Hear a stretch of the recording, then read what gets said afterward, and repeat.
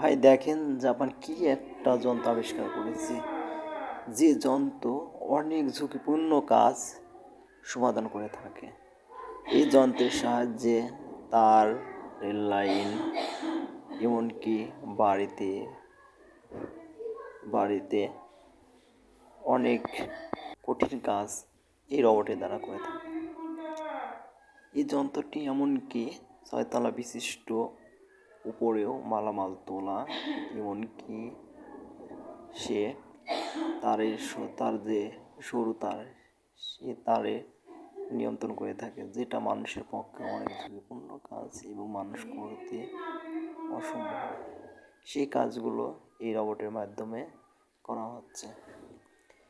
এমনকি জাপান তথ্য প্রযুক্তিতে এতটাই এগিয়ে আছে যে 20 বছর পূর্বে কী হবে সে বিষয় তারা এখনই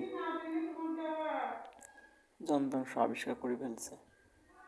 এই দেখেন ভাই, এই রোবট এমন একটা রোবট যেটা অনেক কঠিন কাজ সমাধান করে থাকছে। এই রোবটকে পরিবহনের